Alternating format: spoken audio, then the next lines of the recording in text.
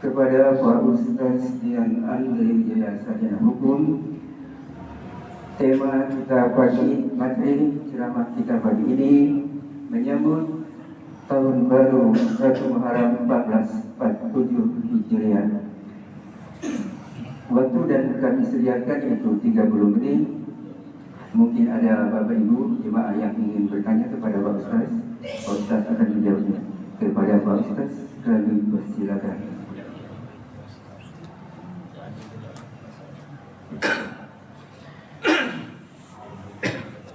Bismillahirrahmanirrahim. Assalamualaikum warahmatullahi wabarakatuh.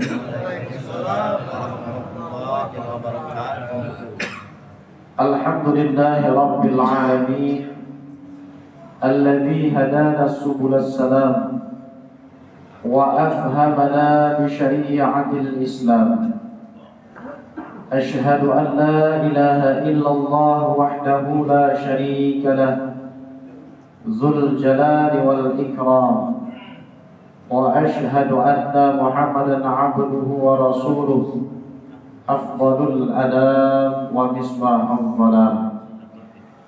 اللهم صل وسلم وبارك وكرم على سيدنا محمد وعلى آله وأصحابه أجمعين. أما بعد، فقال تعالى في كتابه الكريم: أعوذ بالله من الشيطان الرجيم. قالوا سبحانك لا علم لنا إلا ما علمتنا إنك أنت العليم الحكيم. فقال النبي صلى الله عليه وسلم: من سلك طريقا يلتمس فيه علما سهل الله له به طريقا إلى الجنة. صدق الله العظيم وصدق رسوله النبي الكريم ونحن على ذلك من الشاهدين والشاكرين.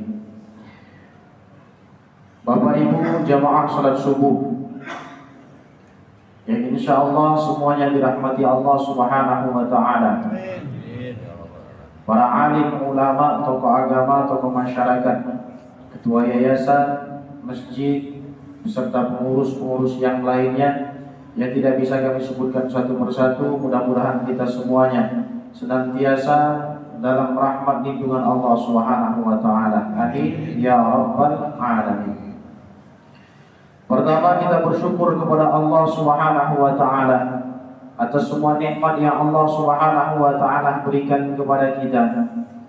Tentu kita bisa bersama-sama hadir melaksanakan ibadah salat subuh berjamaah, lalu kemudian kita duduk di majelis ilmu pada subuh ini, tentu tidak terlepas dari nikmat Allah Subhanahu wa taala. Terutama yang paling menentukan itu Bapak Ibu yang dirahmati Allah Subhanahu wa taala adalah nikmat iman dan nikmat Islam. Kedua nikmat inilah yang membimbing, menuntun kita semuanya, khususnya yang hadir pada subuh hari ini, untuk mendekat kepada Allah Subhanahu wa taala. Kalau nikmat sehat, banyak mungkin saudara-saudara kita yang diberi oleh Allah Subhanahu wa taala nikmat sehat, tetapi belum tergerak hatinya untuk ke majelis ilmu, entah karena pekerjaan dunia ataupun lain sebagainya. Kalau dikatakan nikmat kekayaan, harta, mungkin banyak saudara-saudara kita yang mereka berlebih hartanya, tetapi belum tergerak juga hatinya untuk hadir ke majelis ilmu, melaksanakan sholat subuh berjamaah di masjid. Ini apa artinya? Penentu seseorang itu bahagia di dunia, terlebih nanti di akhirat, itu adalah nikmat iman dan nikmat Islam yang ada pada dirinya. Iman itu walaupun sekecil apapun pada diri seseorang, tapi di akhirat nanti akan menjadi penolong baginya.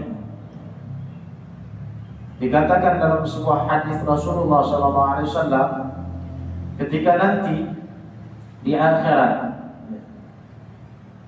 manusia-manusia yang Allah Subhanahu wa taala berikan atau Allah Subhanahu wa ta'ala golongkan dia ke dalam ahli surga, Allah masukkan ke dalam surga. Sebaliknya, orang-orang yang Allah Subhanahu wa ta'ala takdirkan dia masuk ke dalam api neraka, maka Allah masukkan ke dalam api neraka. Tetapi dari situ Allah Subhanahu wa ta'ala berfirman dalam hadis qudsi tersebut, akhriju man kana fi qalbihi mithqala habatin min khardalin min iman. Nah, inilah pentingnya kita mensyukuri nikmat iman Allah Subhanahu wa ta'ala.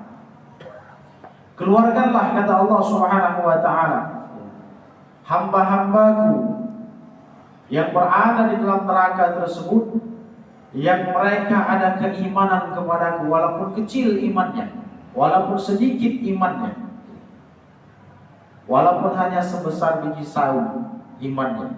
Keluarkan mereka, kata Allah Subhanahu wa ta'ala. Dari hadis ini bisa kita pahami, hadirin yang dirahmati Allah Subhanahu wa ta'ala, artinya nikmat iman ini adalah nikmat yang sangat besar yang Allah berikan kepada kita. Maka sama-sama kita syukuri nikmat iman tersebut. Cara mensyukurinya adalah dengan kita menunaikan keimanan tersebut dengan mengaplikasikannya melalui anggota tubuh kita. Melaksanakan sholat, majelis ta'lim, mengaji, berzikir, berbuat baik, sedekah, zakat, puasa, dan lain sebagainya. Itu adalah salah satu bentuk aplikasi atau bentuk penunaian keimanan kita kepada Allah Subhanahu wa ta'ala. Salawat dan salam Allahumma salli ala Muhammad wa ala ali Muhammad. Semoga senantiasa tercurah kepada junjungan kita Nabi besar Nabi Muhammad sallallahu alaihi wasallam. Mudah-mudahan kita semuanya mendapatkan syafaatnya di yaumil akhir nanti. Amin ya rabbal alamin. Bapak Ibu yang dirahmati Allah Subhanahu wa ta'ala, tema yang akan kami sampaikan sebagaimana disampaikan oleh MC tadi adalah peringatan tahun baru, ya. Tahun baru Islam 1447 Hijriah. Yang pertama, Bapak Ibu ingin kami sampaikan, karena tema ini baru saja disampaikan dengan saya, jadi mungkin kita pembahasannya ya tentu berkaitan dengan tahun baru Islam ini, ya. Pertama, Bapak Ibu yang dirahmati Allah Subhanahu wa ta'ala, kami ingat sebuah kalam dari Syekh Hasan Al-Basri mengenai manusia, tentang pergantian hari, pergantian bulan, pergantian tahun. Kata Imam Hasan Al-Basri, ya bena Adam, innama anta ayyamun, kullama dhahaba yawm dhahaba ba'duka. Wahai manusia, kata Imam Hasan Al-Basri, sesungguhnya kalian itu adalah kumpulan dari hari-hari. Tatkala satu hari itu berlalu dari kalian, maka akan berlalu juga kehidupan kalian. Apa makna dari nasihat Imam Hasan Al-Basri ini, Bapak Ibu yang dirahmati Allah Subhanahu wa ta'ala? Bahwasanya kehidupan kita di dunia ini adalah kumpulan dari hari-hari. Yang pertama, kita terlahir dari ibu kita. Sehari, 2 hari dikumpulkan waktu tersebut. Hari berganti, bulan berubah, tahun berlalu. Itulah kehidupan kita, dan itulah umur kita. Maka kata Imam Hasan Al-Basri tadi, kullama dhahaba yawm, tatkala satu hari itu berlalu dari kehidupan kalian, dhahaba ba'duka, maka akan berkuranglah sebagian dari kalian. Maksudnya itu berkurang umur kita. Maka tentu kita bersyukur kepada Allah atas nikmat yang Allah berikan kepada kita di tahun-tahun sebelumnya. 1446 Hijriah Allah beri kita banyak nikmat. 1445, 44 dan seterusnya ke bawah. Allah banyak memberikan kita nikmat. Tentu yang pertama kita syukuri nikmat tersebut. Lalu yang kedua, kita sama-sama mengkoreksi atau memperbaiki diri kita masing-masing yang telah Allah berikan kita usia yang panjang sampai saat ini. Bapak Ibu semuanya, kita diberikan oleh Allah nikmat umur ini, tidak ada lain. Salah satu di antara tujuan terbesarnya itu supaya kita mendedikasikan umur kita atau menggunakan umur kita itu untuk kembali mendekat kepada Allah Subhanahu wa taala. Itu salah satu tujuan kita diciptakan oleh Allah Subhanahu wa taala di muka bumi. Dan kita semuanya insya Allah hafal apa yang disebutkan di dalam Al-Quran, wa ma khalaqatul jinna wal insa illa liya'budun. Dan tidaklah aku ciptakan jin dan manusia, kata Allah Subhanahu wa taala, kecuali untuk ibadah kepadaku, kata Allah Subhanahu wa taala. Jadi pada hakikatnya hitungan tahun memang bertambah Bapak Ibu, tetapi usia kita itu semakin berkurang. Maka nikmat umur ini tujuannya hanya untuk ibadah kepada Allah Subhanahu wa taala. Itulah gambaran daripada ayat yang Allah Subhanahu wa taala sebutkan tadi. Itulah gambarannya, bahwa usia kita ini tidak lain hanya untuk ibadah kepada Allah Subhanahu wa taala. Maka kita sama-sama koreksi diri kita sama-sama introspeksi diri kita di tahun 1447 Hijriah ini. Apa yang akan kita laksanakan? Apa yang akan kita lakukan untuk mendekat kepada Allah Subhanahu wa taala? Karena tujuannya itu harus akhirat Bapak Ibu, bukan dunia. Menjadi lebih baik itu harus untuk akhirat.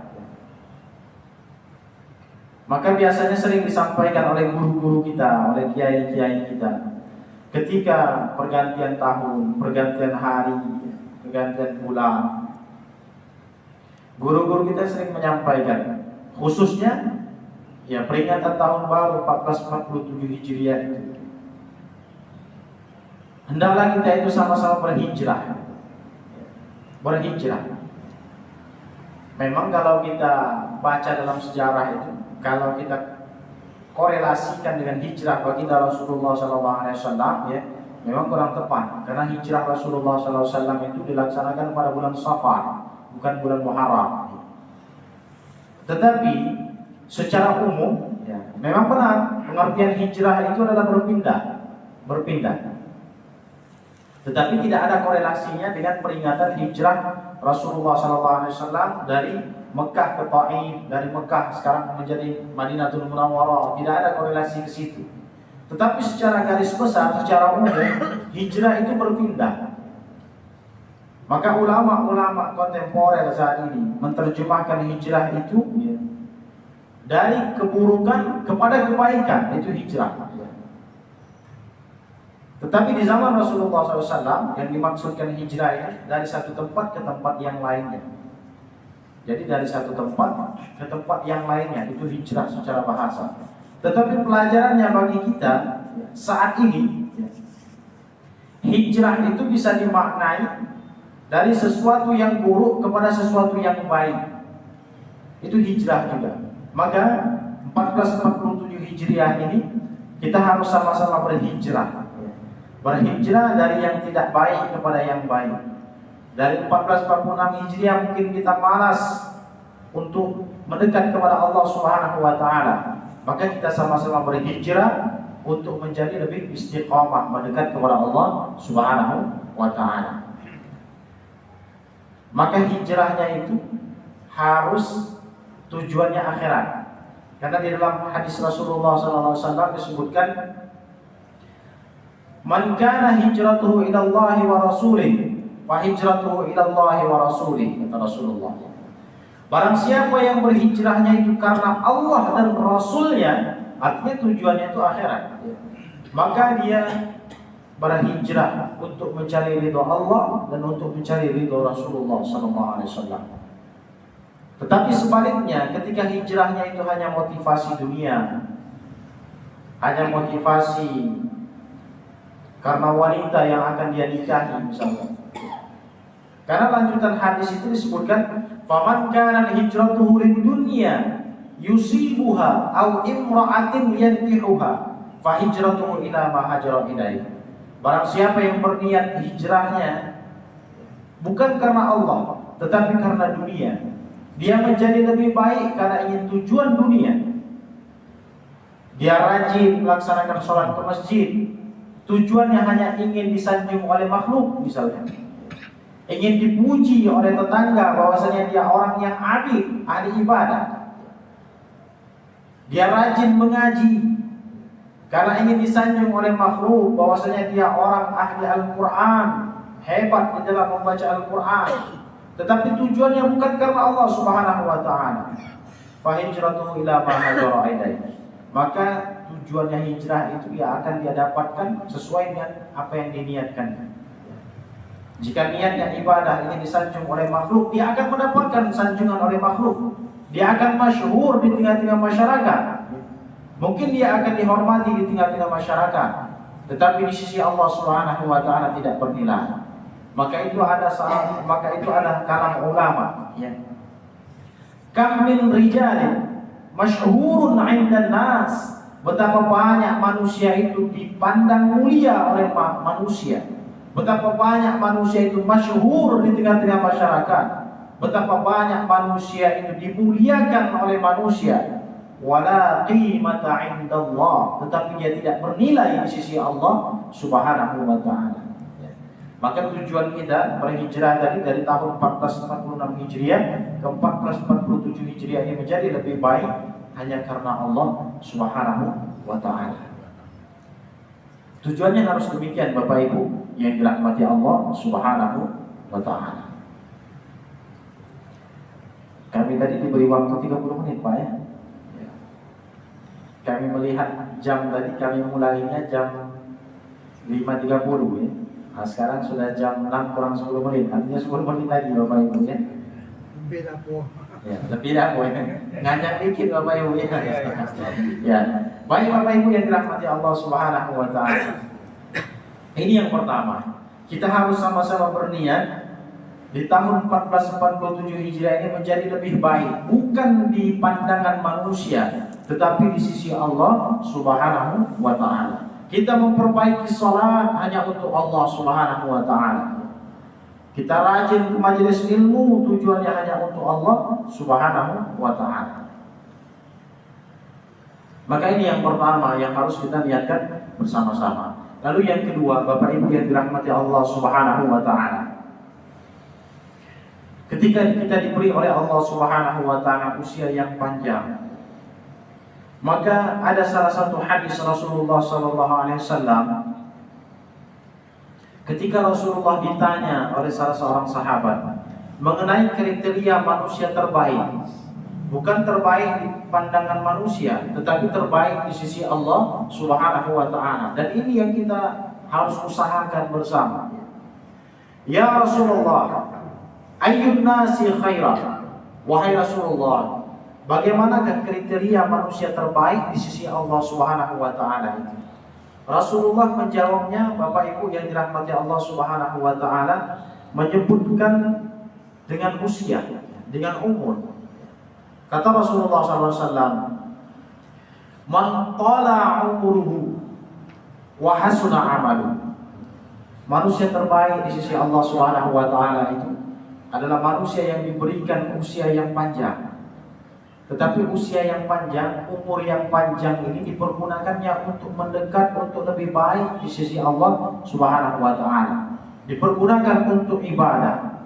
Usia yang panjang tersebut dialokasikan untuk ibadah kepada Allah Subhanahu wa ta'ala, sehingga amalnya menjadi amal terbaik di antara manusia yang lainnya, karena dia memanfaatkan usia yang panjang tersebut. Tetapi sebaliknya, ketika Rasulullah ditanya dengan kriteria manusia yang buruk di sisi Allah Subhanahu wa ta'ala, jawabannya hampir sama Bapak Ibu yang dirahmati Allah Subhanahu wa ta'ala. Yakni Rasulullah menyebutkan tentang usia juga, ya. Man tala umuruhu, yakni seorang hamba yang diberi oleh Allah usia yang panjang, umur yang panjang, ya. Tetapi dengan umur yang panjang tersebut tidak dipergunakannya untuk mendekat kepada Allah. Usia yang panjang tersebut tidak dipergunakannya untuk beramal soleh, ya.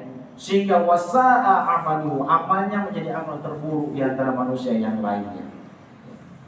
Maka kita pahami Bapak Ibu yang dirahmati Allah Subhanahu wa taala. Berdasarkan hadis ini, artinya usia juga menjadi penentu kebahagiaan seseorang di akhirat nanti. Usia juga bisa menjadi penentu seseorang itu menjadi lebih baik di sisi Allah atau sebaliknya menjadi lebih buruk di sisi Allah Subhanahu wa taala. Maka usia tersebut harus diisi dengan amal saleh dan ketaatan kepada Allah Subhanahu wa taala. Maka inilah ya, nasihat yang menjadi renungan kita bersama, termasuk diri kami sendiri ya. Dengan bertambahnya usia kita, maka kita harus bertambah juga kebaikannya di sisi Allah Subhanahu wa taala. Karena pada hakikatnya seperti yang kami sebutkan tadi, kita ini diciptakan untuk ibadah. Dan ibadah itu tidak melulu harus dengan sholat ya. Tidak juga melulu harus dengan puasa, zakat misalkan. Tidak harus itu.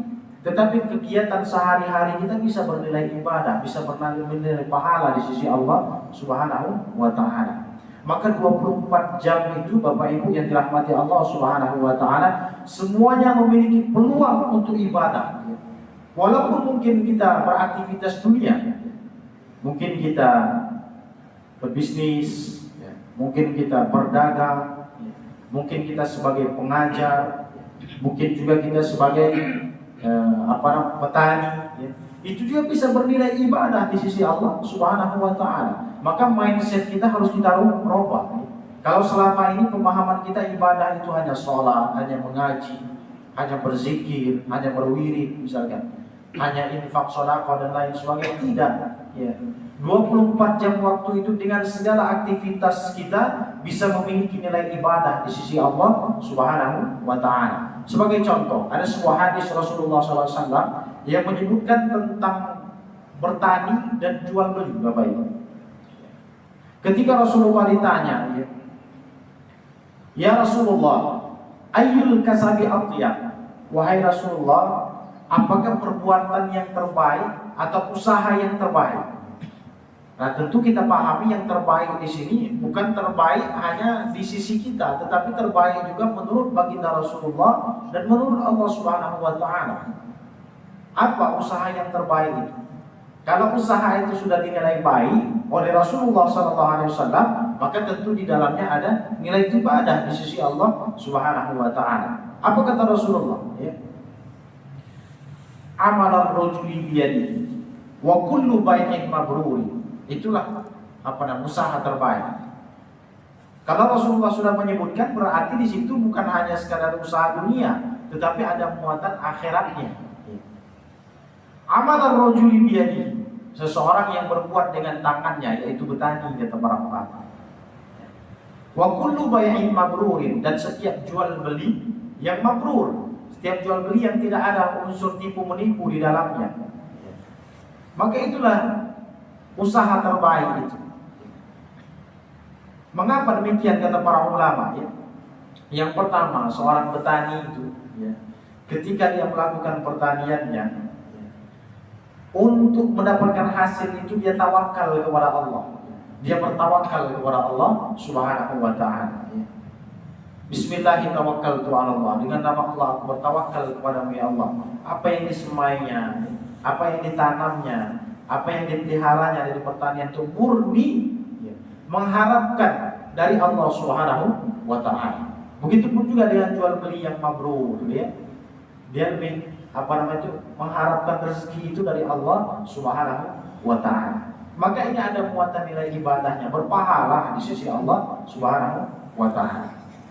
Maka artinya Bapak Ibu yang dirahmati Allah Subhanahu wa ta'ala, kesempatan yang Allah berikan kepada kita di tahun 1447 Hijriah ini harus sama-sama kita manfaatkan. Di dalamnya memiliki nilai ibadah. Apalagi kita sebagai pengajar misalnya. Banyak hadis yang menyebutkan tentang itu ya. Khairun nas anfa'uhum linnas, sebaik-baik manusia itu yang bermanfaat untuk yang lainnya. Orang yang mengajar memberikan manfaat kepada anak didiknya ya. Sebagai guru ngaji terlebih lagi banyak disebutkan dalam riwayat, ya. Khairukum man ta'allama al-Qur'an wa 'allamahu. Ya. Pengurus masjid dan lain sebagainya, ya. Itu semuanya bisa bermuatan nilai ibadah di sisi Allah Subhanahu wa taala, tapi ingat tujuannya satu, ya. Niatnya harus karena Allah Subhanahu wa taala. Kalau niatnya karena manusia, maka tidak akan bernilai di sisi Allah. Sebagaimana disebutkan oleh Fudail bin Iyad itu, ya. Seseorang, ya, yang beramal li ajlin nas, karena manusia, bukan karena Allah Subhanahu wa taala. Riya'un, sesungguhnya dia telah melakukan riya.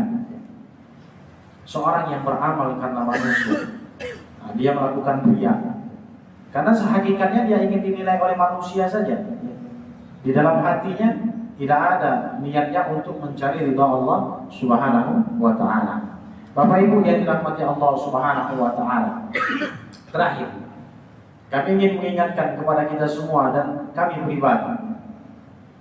Dan ketahuilah Bapak Ibu, kita semua ini tanpa terkecuali, siap atau tidak siap, suka atau tidak suka, ada persiapan atau tidak ada persiapan, senang atau tidak senang, kita semuanya pasti mengalami yang namanya kematian, dipanggil oleh Allah Subhanahu wa taala. Hakikatnya kita ini hanya sekadar menunggu waktu saja. Kapan masanya? Kapan waktunya kita dipanggil oleh Allah Subhanahu wa taala. Semakin bertambahnya tahun, maka sesungguhnya usia kita itu semakin melangkah menuju dipanggil oleh Allah Subhanahu wa taala. Maka manusia itu sudah ditetapkan waktunya. Hanya saja kita tidak mengetahuinya, tinggal kita menunggu saja. Maka ada beberapa hal, ya, ketika kita dipanggil oleh Allah Subhanahu wa taala nanti di alam kubur itu menjadi penentu kita Bapak Ibu. Menjadi penentu bagi kita semua. Ketika kita mendapatkan kesenangan di alam kubur, maka insya Allah perjalanan kita selanjutnya akan mudah. Ada sebuah riwayat ketika Utsman bin Affan, ini sahabat Rasulullah SAW, khalifah yang kedua, menikah dengan dua orang putri baginda Rasulullah SAW. Utsman bin Affan ini di suatu ketika dikisahkan kepadanya tentang nikmatnya surga. Beliau biasa-biasa saja, tidak terharu, tidak meneteskan air mata, biasa beliau. Begitupun juga ketika diceritakan kepadanya tentang neraka, azab neraka itu luar biasa dahsyat, siksa neraka itu luar biasa mengerikan. Tetapi Utsman bin Affan pun tidak meneteskan air mata, ketakutan tidak, biasa saja, ekspresinya biasa saja. Tetapi suatu ketika Utsman bin Affan ini berada di tepi kuburan, berziarah bersama budaknya. Utsman bin Affan lantas kemudian meneteskan air mata yang luar biasa deras, sampai jenggotnya itu dalam sebuah riwayat disebutkan basah. Nah, kita semua paham Bapak Ibu dan mengetahui kalau jenggot orang Arab itu tebal, panjang biasanya. Nah, ini sampai basah. Artinya luar biasa menangisnya itu bukan menangis yang biasa, menangisnya itu sampai dia menangis meneteskan air mata yang luar biasa banyak. Bahasa kitanya nangisnya serius, bukan ica-ica nangisnya. Lantas budaknya ini bertanya, wahai Utsman bin Affan, engkau ketika diceritakan tentang surga, engkau tidak terharu, tidak meneteskan air mata, betapa nikmatnya surga itu. Engkau biasa saja. Ketika engkau diceritakan tentang neraka, engkau pun biasa saja, tidak meneteskan air mata karena takut azab neraka itu. Tetapi mengapa ketika engkau berada di sisi kuburan ini, engkau meneteskan air mata yang luar biasa deras? Apa penyebabnya, wahai Utsman bin Affan? Maka Utsman bin Affan menjawab, saya pernah mendengar Rasulullah SAW bersabda bahwa kuburan ini menjadi penentu kita di neraka atau di surganya Allah Subhanahu wa taala. Maka kuburan ini awal pertama kehidupan akhirat kita. innal qabra awwalu manzilin min manazilil akhirah. Sesungguhnya kubur ini adalah awal pertama kehidupan seseorang di akhirat nanti. Faman naja minhu fama ba'dahu aisar minhu. Barang siapa yang mendapatkan kemudahan, barang siapa yang dia lolos daripada kubur tersebut, maka perjalanan selanjutnya akan menjadi mudah baginya. Yaumul hisab akan mudah baginya, padang mahsyar akan mudah baginya, Shiratal mustaqim, sirat akan mudah baginya, dan selanjutnya dan selanjutnya. Kuncinya ada di kuburan ini, kata Utsman bin Affan. Tetapi sebaliknya, faman lam yanju minhu fama ba'dahu asyad. Barang siapa yang tidak selamat dari kuburan ini, maka perjalanan selanjutnya akan sulit baginya. Perjalanan selanjutnya akan berat baginya. Maka Utsman bin Affan itu sampai meneteskan air mata, sampai menangis yang luar biasa itu, karena khawatir dengan kuburan, khawatir dengan dia ketika dia dimasuk dalam kubur nanti. Apakah dia akan mendapatkan nikmat, apakah dia akan selamat atau tidak?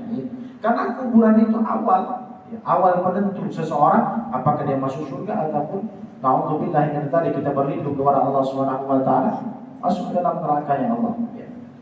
Maka kita semua mari sama-sama kita persiapkan supaya kita selamat dalam kubur nanti.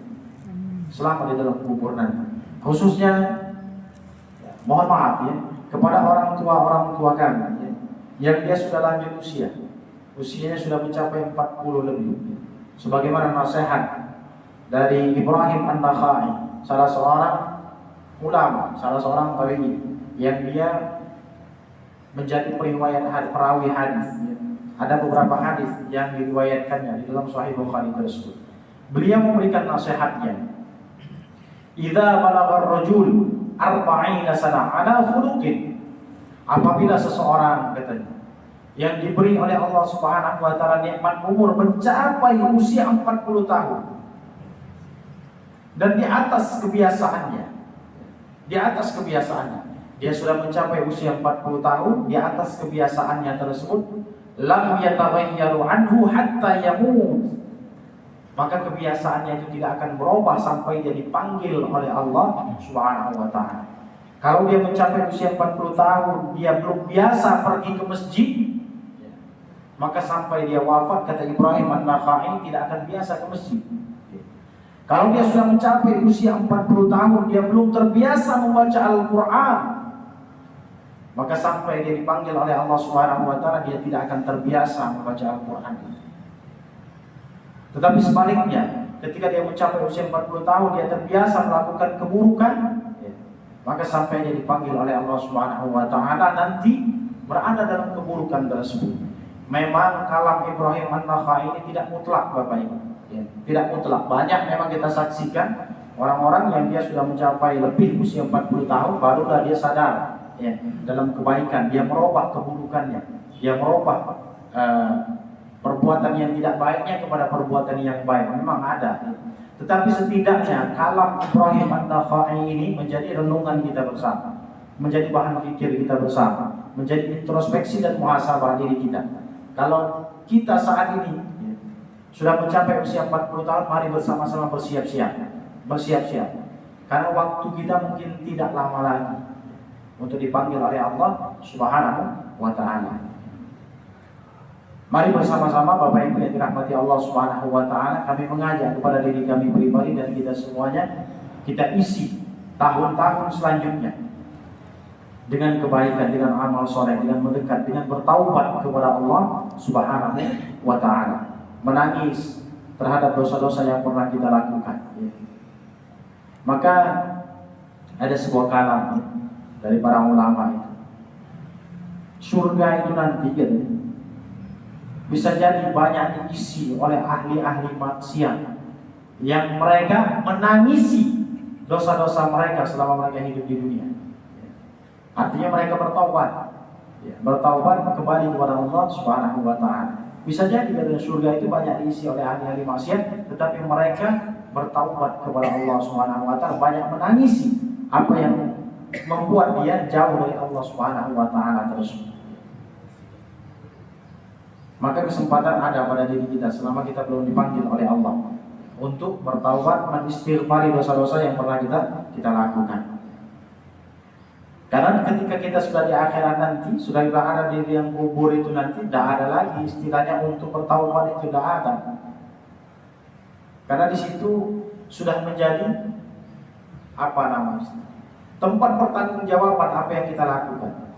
Kita bertaubat itu, kita banyak beramal soleh itu ya selama kita hidup di dunia ini. Ketika kita sudah dipanggil oleh Allah nanti, tidak ada lagi istilah ingin taubat, ya, beristighfar, ingin memperbanyak amal soleh, tidak ada lagi. Sudah habis kesempatan, ya. Sudah tutup kesempatan, tidak ada lagi. Mumpung masih hidup di dunia ini, mumpung Allah Subhanahu wa taala masih berikan kita kesempatan untuk bertaubat, untuk menjadi lebih baik di sisi Allah Subhanahu wa taala. Maka secara singkat kesimpulannya, mari sama-sama kita berubah untuk menjadi lebih baik di tahun-tahun sebelumnya. Kita niatkan supaya 1447 Hijriah ini menjadi lebih baik dibandingkan dengan 1446 Hijriah, 1445, 44 dan seterusnya. Penutup, kami ingin menutup sebuah kalam nasihat dari Imam Ali bin Abi Thalib. Kata beliau, "Man kana yawmu mislu min amsihi fahuwa maghbunun." Barang siapa yang diberikan oleh Allah nikmat hari, barang siapa yang diberi oleh Allah Subhanahu wa taala nikmat umur, yang hari ini, tahun ini sama seperti tahun kemarin, fahuwa maghbunun, maka sesungguhnya dia termasuk orang-orang yang merugi. Bukan merugi di dunia, tapi merugi di akhirat nanti. Kalau merugi di dunia bisa kita kejar, tapi kalau merugi di akhirat tak bisa lagi kita kejar.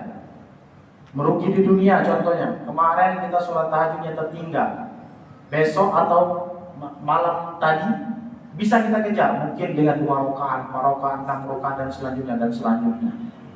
Tetapi di akhirat tidak ada lagi kalau merugi di akhirat. Maka kata Imam Ali bin Abi Thalib, ya, barang siapa yang hari ini, tahun ini sama seperti tahun kemarin, maka dia orang-orang yang merugi. Yang kedua, wa man kana yawmu syarrun min amsihi fa huwa mal'un. Barang siapa tahun ini, hari ini lebih buruk daripada tahun kemarin, lebih buruk dari hari kemarin, maka dia termasuk orang-orang yang dilaknat oleh Allah Subhanahu wa taala. Karena waktu yang dia berikan tersebut tidak membuat dirinya lebih baik di sisi Allah Subhanahu wa taala. Yang ketiga, dan yang ketiga ini yang kita harapkan Bapak Ibu, yang menjadi tujuan kita bersama. Wa man kana yawmuhu khairan min amsihi fa huwa rabihun. Barang siapa yang diberi oleh Allah nikmat hari, yang hari ini, tahun ini lebih baik daripada tahun kemarin, maka sesungguhnya dia termasuk orang-orang yang beruntung di sisi Allah Subhanahu wa taala. Dan mudah-mudahan kita semuanya masuk kategori yang ketiga ini. Amin. Amin ya rabbal alamin. Demikian yang bisa kami sampaikan, lebih dan kurang kami mohon maaf kepada Allah Subhanahu wa taala. Sama-sama kami mohon maaf, kita mohon ampunannya. Lebih dan kurang sekali lagi kami mohon maaf. Usikum bi nafsi bitaqwallah wa ridha wal hidayah. Wassalamualaikum warahmatullahi wabarakatuh. Waalaikumsalam warahmatullahi wabarakatuh. Terima kasih kepada Pak Ustaz yang telah menyampaikan ceramah sebelumnya. Kepada Bapak Ibu, kalau ada yang ingin ditanyakan, kami persilakan. Cukup? Pas. Baik, alhamdulillah, insya Allah Bapak Ibu semuanya kalau tidak ada lagi yang bertanya, hanya paham apa yang kami sampaikan ya, insya Allah. Amin ya rabbal alamin. Dan semoga apa yang kami sampaikan bermanfaat untuk Bapak Ibu dan bisa menjadi motivasi kita bersama untuk menjadi lebih baik. A'udzu billahi minasyaitonir rajim. Bismillahirrahmanirrahim. Alhamdulillahirabbil alamin. Allahumma shalli ala Muhammad wa ala ali Muhammad. Allahumma ja'al jam'ana hadza jam'an marhuman wa tafarruqana min ba'dihi tafarruqan ma'suma. Allahumma la tada' lana fi maqamina hadza dhanban illa ghafartah wa la hamman illa farajtah wa la daynan illa qadaytah wa la hajatan min hawaijid dunya wal akhirah illa qadaytaha wa yassartaha ya arhamar rahimin. اللهم ألف بين قلوبنا وأصلح ذات بيننا واهدنا سبل السلام ونجنا من الظلمات إلى النور ونجنا من الظلمات إلى النور ونجنا من الظلمات إلى النور. اللهم إنا نعوذ بك من علم لا ينفع ومن قلب لا يخشع ومن نفس لا تشبع ومن دعوة لا يستجاب لها. ربنا تقبل منا إنك أنت السميع العليم وتب علينا إنك أنت التواب الرحيم. ربنا آتنا في الدنيا حسنة وفي الآخرة حسنة وقنا عذاب النار. سبحان ربك رب العزة عما يصفون وسلام على المرسلين والحمد لله رب العالمين. تقبل الله منكم. Alhamdulillah dengan berani